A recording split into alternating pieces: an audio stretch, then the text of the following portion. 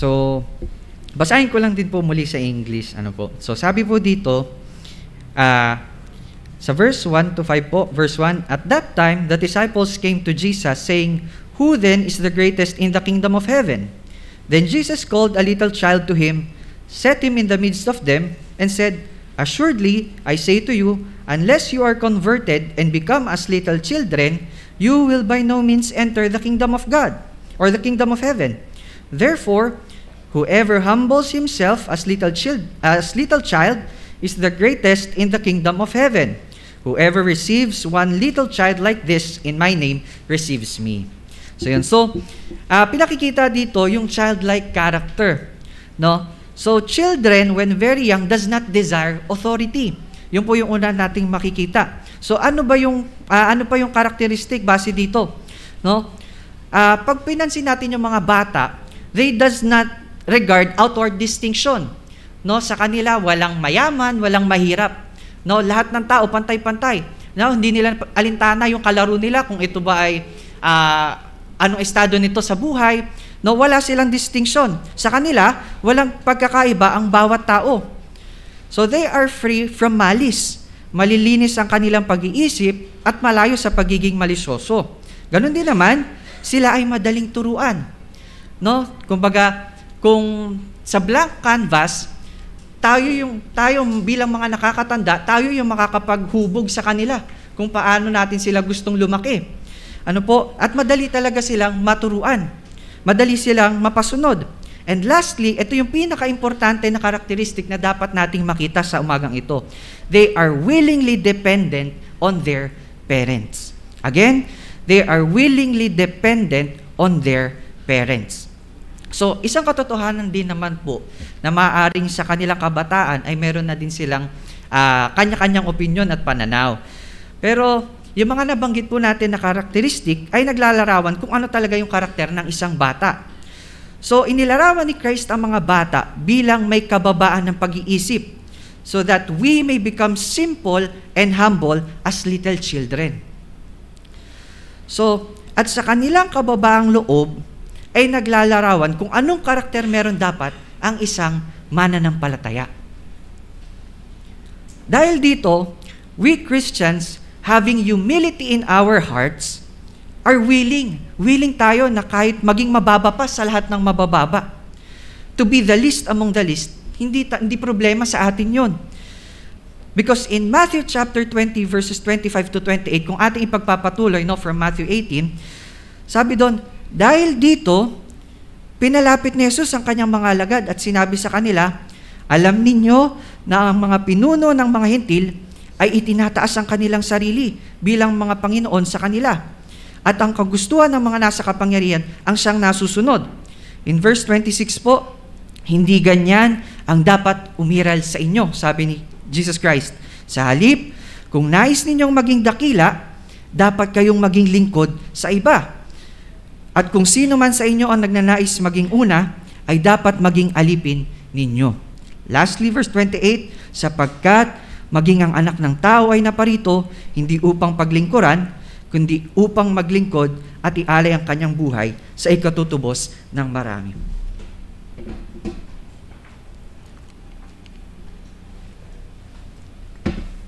So base po dun sa ating binasa, masasabi po ba natin na mas nakaihigit tayo sa Diyos at dapat na tayong magmalaki? Masasabi po ba natin na mas nakaihigit na tayo sa Diyos na dapat na tayo ang paglingkuran imbis na maglingkod? So ang sagot po ay hindi. Kasi kung ganito ang ating thinking, pinangungunahan tayo ng pride. And pride is a sin. Pinangungunahan tayo ng yabang at pagmamalaki sa ating mga sarili. In Matthew chapter 16 verse 26, also in Mark chapter 8 verse 36, ano po yung sinasabi doon? For what does it profit a man if he gains the whole world but suffers for the loss of his soul? Ano pong kapakinabangan no? Kahit na tayo yung pinakadakila sa buong mundo. Pero wala naman yung habag ng Diyos sa atin. Wala yung kaligtasan na nagmumula sa Diyos. For us Christians, the most important aspect of life is not the physical one, but the spiritual. Hindi ang physical, kundi yung kaluluwa. Kung ano yung magbe-benefit sa ating spiritual na buhay. So base sa mga talatang ito ng Matthew chapter 16 and Mark 8, pinakikita ko po sa inyo na ang pinag-uusapan natin ay hindi patungkol sa kababaan ng buhay sa mundo, sa usapin ng material na bagay o sa standard ng mundong ito. Sa halip, ang kababaang ating tinatalakay ay ang kababaan sa spiritual. So kung tayo pamilyar sa Sermon on the Mount ni Jesus Christ, binanggit niya po doon na pinagpala ang mga taong walang inaasahan, kundi ang Diyos, sapagkat kabilang sila sa kaharian ng langit. So Matthew chapter 5 verse 3, mababasa po natin yon. In English, "Blessed are the poor in the spirit, for theirs is the kingdom of heaven." So dalawang mahalagang bagay po yung ating pag-aaralan sa umaga pong ito. Una, yung poor in the spirit. And pangalawa, yung kingdom of heaven. Bakit yung pagkakaroon ng poor in the spirit will result in kingdom of heaven? So una po, poor in the spirit. Ano ba pag sinabi nating poor in the spirit? Sinasabi dito, yung pagkakaroon ng spiritual bankruptcy before God. Spiritual bankruptcy sa usapin ng pera dito sa mundo. Pag sinabi nating bankrupt, ibig sabihin, kinuha lahat ng ari-arian at wala na tayong natira. Wala lang natira sa atin. Pero dito, spiritual sense. Bankruptcy in spiritual sense. So we are totally depraved in spiritual treasures, in spiritual aspect. So, being poor in the spirit, it means meron tayong realization na sa ating mga sarili, wala tayong pag-asa. Na sa ating sarili, hindi natin kayang bayaran yung ransom dahil sa ating mga kasalanan. Kapos tayo sa lahat pagdating sa usapin ng spiritual. So that is spiritual bankruptcy. That is being poor in the spirit. Second po, pag sinabi natin poor in the spirit, we have the realization having absolutely nothing to offer to God. Having absolutely nothing of worth to offer to God. Wala tayong maiaalay sa Panginoon. Wala tayong may offer sa Diyos to satisfy yung puot ng Diyos at yung galit niya dahil sa ating mga pagkakasala. So apart from God, ito yung katotohanan na kinapupuotan tayo ng Diyos. So being poor in the Spirit, we admit that whatever we do in our strength and ability, we cannot please God.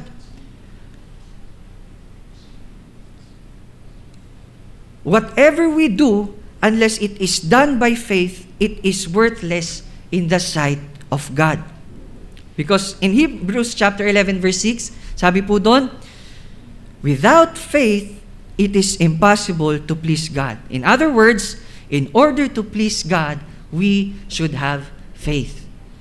But the problem is, we cannot gain faith. Hindi tayo magkakaroon ng pananampalataya sa ating sarili, malibang ipagkaloob ito ng Diyos sa atin.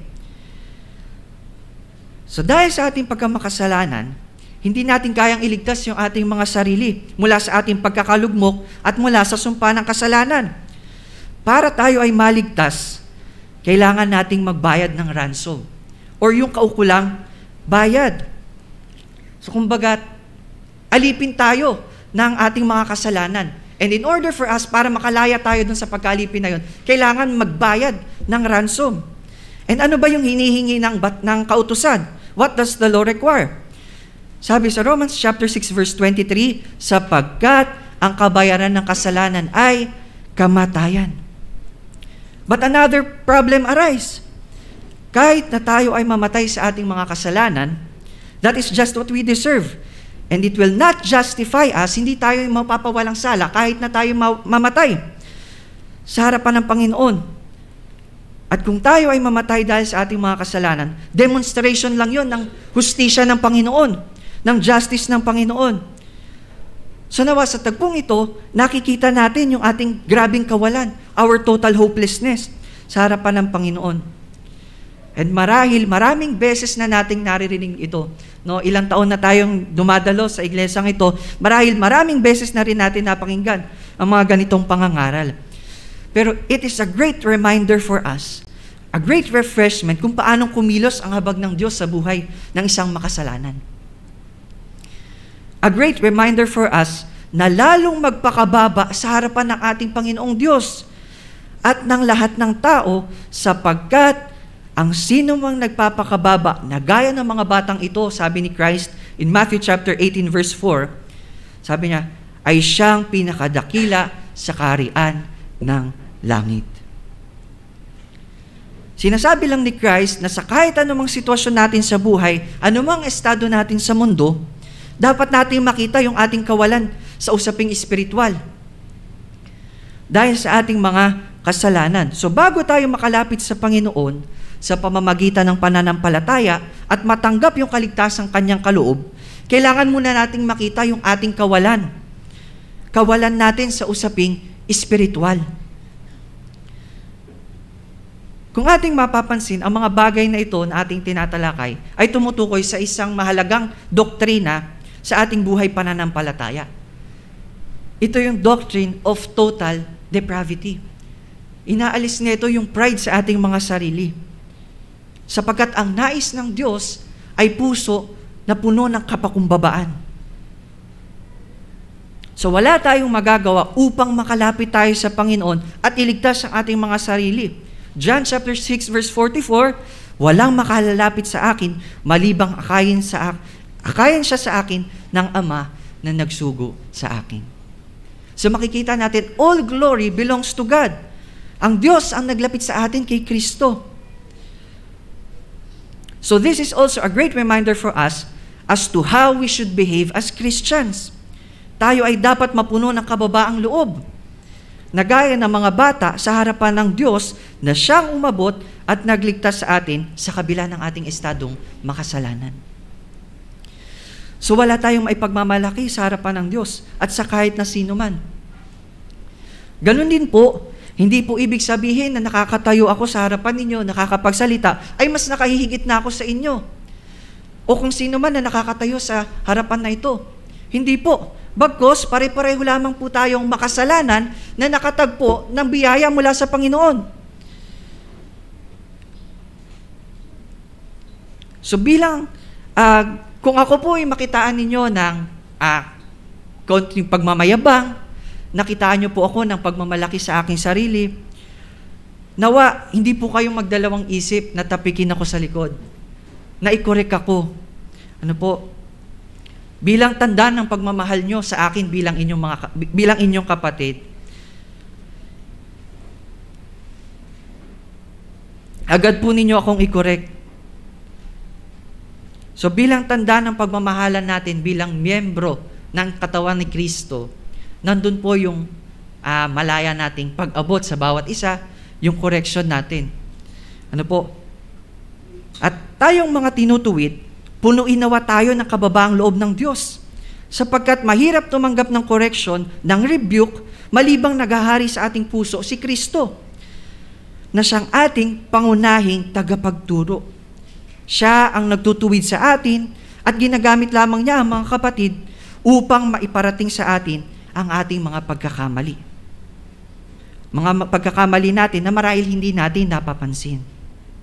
So dapat tayong magpasalamat sa Diyos at sa buhay ng ating mga kapatid na ginagamit ng Diyos. In our corrections, dapat pa pala tayong magpasalamat sa Panginoon. And in return for what God has done for us, we should never get tired of worshiping and glorifying God sa ating mga buhay. Humbling ourselves daily, araw-araw.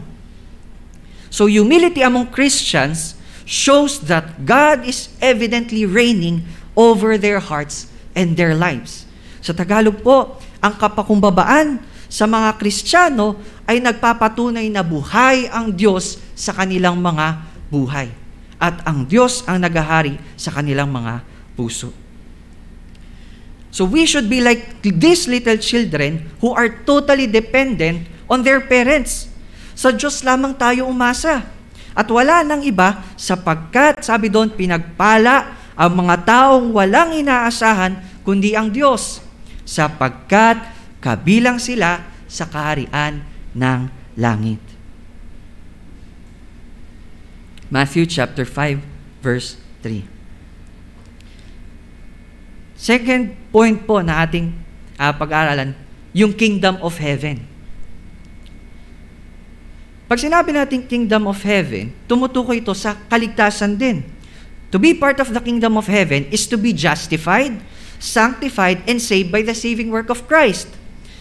So ito ay tumutukoy sa dalawang bagay. Una, sa buhay walang hanggan kasama ang Diyos sa araw ng ating kamatayan. So it is in eternity future sa ating kamatayan, pagkasama na natin ang Diyos. Pangalawa, ang buhay pananampalataya na ating kasalukuyang nararanasan kasama ang Diyos. In Romans chapter 6 verse 23. So the blessing of the kingdom of heaven, ay kasalukuyan na nating nararanasan. Ano-ano ba yung mga blessing ng kingdom of heaven? Una, yung fruit of the Spirit, yung means of graces, yung mga blessings na nararanasan natin na pinagkakaloob ng Diyos. So the blessings of the kingdom of heaven is already being enjoyed by Christians. Nararanasan na natin tayong mga mananampalataya, and will be fully enjoyed in the future. So it is a great comfort for us Christians na ang ating sanctification ay hindi sa mga material na bagay, kundi sa mga kayamanan ng langit. Ang ating satisfaction ay hindi sa mga material na bagay, kundi sa mga kayamanan ng langit. Kumbaga, yung term na already but not yet. It means the kingdom of God is already here in the present time and we are able to enjoy it. Hindi pa man natin nakikita yung full glory nito at the moment, pero nararanasan na natin. At ganap pa nating mararanasan ito sa panahong itinakda ng Diyos. So inialay ni Kristo ang kanyang buhay upang tayo ay makatanggap ng kaligtasan bilang regalo mula sa Panginoon. So the full payment for sin's penalty, yung kabuuan. So si Christ mismo yung nagbayad ng ransom na hinihinging kabayaran ng kautusan dahil sa ating mga kasalanan. Si Christ yung nagbayad because we are spiritually bankrupt. Gaya ng sinabi natin kanina. And si Christ lang yung makakapag-satisfy and makakapag-pacify ng puot at galit ng Diyos. Dahil siya yung perfect offering, the Lamb of God. So bago natin matanggap ang regalong ito, dapat muna nating maintindihan na kailanman hindi tayo magiging karapat-dapat sa harapan ng Diyos. At kailanman hindi natin magagawang karapat-dapat ang ating sarili na tumanggap ng kaligtasan mula sa Diyos. So salvation is by grace through faith and not of works. Ephesians chapter 2 verses 8 to 9. So mahalaga na makita natin yung ating pangangailangan ng tagapagligtas at tanggapin yung ating kawalan, our spiritual poverty. Dapat makita muna natin yung ating kahirapan sa ating spiritual na pamumuhay, sa ating spiritual na aspeto, our spiritual poverty, before we can receive the spiritual riches God offers. Sabi sa Ephesians chapter 1 verse 3, purihin ang Diyos at Ama ng ating Panginoong Jesucristo, pinagkalooban niya tayo ng lahat ng pagpapalang espiritual na nagmumula sa langit dahil sa ating pakikipag-isa kay Kristo. So before natin makamtan yung spiritual riches na pinagkaloob ng Diyos sa atin, dapat nating makita yung ating kawalan. Sapagkat paano tayong hihingi kung nakikita natin na meron tayo? Paano tayong magpapagamot kung hindi natin nakikita na may sakit tayo? Ganon din naman, hindi natin matatanggap yung mga kaloob ng Diyos malibang makita natin yung ating kawalan.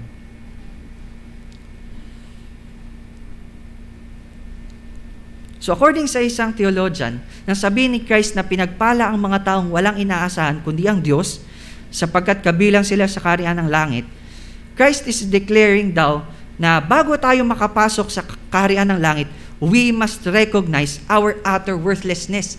Yung kawalan natin of our spiritual currency. Pag sinabi natin currency, alam natin yung currency sa mundo. It's either peso, dollar, ano pa yung mga alam natin na value ng pera. No, reals, or marami pang iba. Pero dito, sa aspetong espiritual, makita natin yung ating kawalan, yung ating bankruptcy, our poverty. So we must recognize our worthlessness of our spiritual currency and the inability of our works to save us. So para sa mga taong wala pang ganap na pagkakilala at relasyon sa Diyos, pray that the Lord will grant you to see your worthlessness. Makita natin yung kawalan natin at yung pangangailangan natin ng tagapagligtas. Ipakita sa iyo ng Diyos ang ganap mong pagkamakasalanan, your total depravity, at makita mo na malibang kahabagan ka ng Diyos, ay hindi ka maliligtas. On the other hand, for believers, it's a great blessing from God na sa dami ng tao sa mundo, isa tayo sa kinatagpo niya. Isa tayo sa kinahabagan niya, at isa tayo sa pinili niya mula pa noon, way back from eternity past, bago pa man likhain ng mundo. From Ephesians chapter 1 verse 4, sabi doon, "For He chose us in Him before the creation of the world to be holy and blameless in His sight. And because of that, let us continue to live a life that is holy and pleasing in His sight through the help of the Holy Spirit." Hindi lang tayo basta pinili ng Diyos at wala na tayong gagawin. Sabi doon, He chose us in Him to be holy and blameless in His sight. So God gave us now the ability to obey. Pinagkalooban tayo ng kakayanan ng Diyos na masunod siya, magawa yung kanyang kalooban. Let us now do the walking. Lumakad tayo sa landas ng kabanalan, knowing na kasama natin ang Diyos. At hindi tayo ang gumagawa nito sa ating mga sarili. So bilang pagtatapos din ng year 2023 at pagpasok ng panibagong taon, let us continue to struggle against sin as we walk in this sinful world daily. Let us fight the good fight of faith, knowing na hindi tayo lumalaban mag-isa, bagkus kasama natin ang Diyos kailanman, at hindi niya tayo iiwan o pababayaan man. That is why, as children of God, we should be totally dependent to God in all spiritual aspect. So fight the good fight of faith. 1 Timothy chapter 6 verse 12, "Take hold of the eternal life to which you were called when you made your good confession in the presence of many witnesses." And lastly, dito na po tayo magtatapos in our conclusion. As children of God, let us put our full dependence to Him sa lahat ng bagay. Again, let us put our full dependence to Him in all aspects of our lives, sa usapin man ng spiritual or mga planuhin natin sa mundo. Put our full dependence to our Father, who is also our Creator, our Savior, and the sovereign ruler of this world. Let us all subject ourselves to His will for God's glory and His alone. Again, let us all subject ourselves to His will for God's glory and His alone. To God be all the glory. Sama-sama po tayong manalangin. Panginoon, maraming salamat po sa iyong mga salita na aming napagbulay-bulayan. Salamat po, Panginoon, sa aral patungkol sa kababaan ng loob. Bilang inyong mga anak, Panginoon, punuin niyo kami, Panginoon, ng kababaan ng loob sa harapan ninyo, Panginoon, at sa harapan ng kahit na sino man, Panginoon, sa harapan ng iyong mga salita. In correction, Panginoon, in discipline, sa anumang bagay, Panginoon, punuin niyo kami ng kababaan ng loob. Ikaw ang patuloy na maghari sa aming mga buhay, at sa aming kababaang loob, ikaw po nawa ang siyang maparangalan. Lord, sa aming mga sarili, wala kaming magagawa, Panginoon. Ikaw po, Panginoon, ang siyang pumilos at gumawa sa aming mga buhay. Maraming salamat po, at nawa sa pagpapatuloy ng aming buhay, pananampalataya, patuloy na ikaw ang maghari at kami ang inyong ibaba, Panginoon. Ikaw lamang ang siyang maitaas sa aming mga buhay. Maraming salamat po, Panginoon. Sa inyo po namin ibinabalik ang lahat ng kapurihan, karangalan sa pangalan ni Jesus. Amen.